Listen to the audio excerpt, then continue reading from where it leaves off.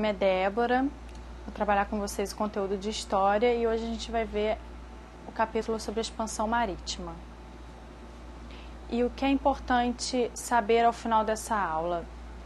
O pioneirismo português, a expansão dos espanhóis, o Tratado de Tordesilhas e as políticas mercantilistas. A gente tem como alguns fatores que viabilizaram a expansão. O primeiro deles é o fim da crise do século XIV, que acaba acarretando num certo crescimento da população, no entanto, sem o crescimento da oferta de alimentos. Outro fator é a reabertura do Mediterrâneo ao livre comércio e a tomada de Constantinopla em 1453. A tomada de Constantinopla foi um dos principais entrepostos comerciais do Mediterrâneo, acabou se tornando o mais importante ponto comercial entre a Europa e o Oriente. Por ser um importante entreposto, os turcos eles aumentam os impostos sobre o comércio de especiarias, aumentando também o preço desses produtos na Europa. Com esse aumento de preços e o aumento do fluxo comercial entre Ocidente e Oriente, a Europa acaba sofrendo com o escoamento de moedas. E outro fator que viabiliza a expansão é a monarquia nacional, a unificação dos estados nacionais, através das monarquias nacionais que buscam alternativas à conjuntura de crise do século XIV. Bem, aqui a gente tem um mapa onde a gente pode ver Constantinopla. Bem, nesse mapa a gente pode ver a localização de Constantinopla e o porquê da sua importância. Ela é localizada entre a Europa e o Oriente, facilitando então essas relações comerciais entre a Europa e o Oriente. Bom, o caso português é um caso especial pelo fato de ele ter sido o pioneiro na expansão marítima. Ele tem uma posição geográfica privilegiada, o que facilita essa expansão. Portugal era um ponto de escala obrigatória nas rotas marítimas de comércio entre o Mediterrâneo e o Mar do Norte.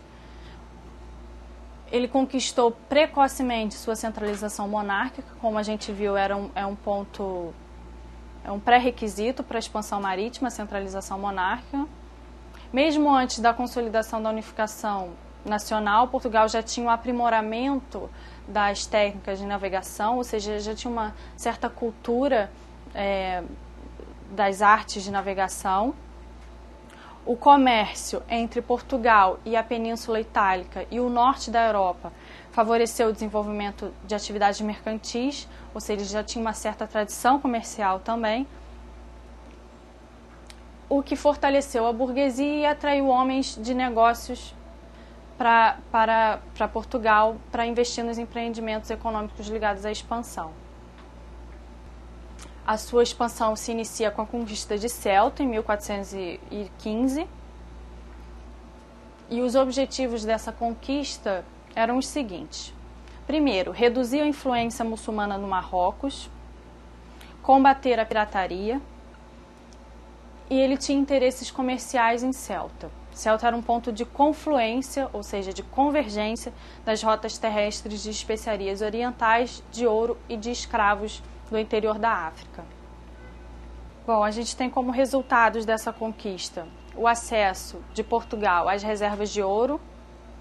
Então, ele tem a crise de escassez de moedas, como a gente viu como um fator para a expansão marítima, ele tem esse problema afastado momentaneamente, devido ao acesso a essas reservas.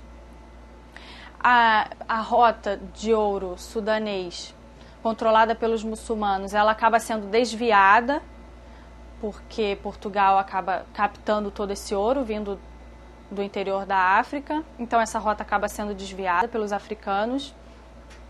E Portugal se vê obrigado a continuar buscando um lugar para interceptar esses carregamentos de metais, ou seja, combater a pirataria que era muito comum em Ceuta. Outro resultado dessa conquista é o périplo africano, que foi o domínio das zonas litorâneas da África, fundando entrepostos comerciais, as chamadas feitorias, que permitiu o desenvolvimento do comércio com a aquisição de ouro, escravos e especiarias. Outro importante resultado foi o desenvolvimento da caravela, que ela era típica para mar aberto, era uma novidade naquela época, e então eles começam a esboçar um plano de contornar a África para se chegar às Índias. Nesse mapa a gente tem o exemplo do périplo africano, é essa ocupação em verde no mapa, ela segue rigorosamente todo o contorno do continente africano.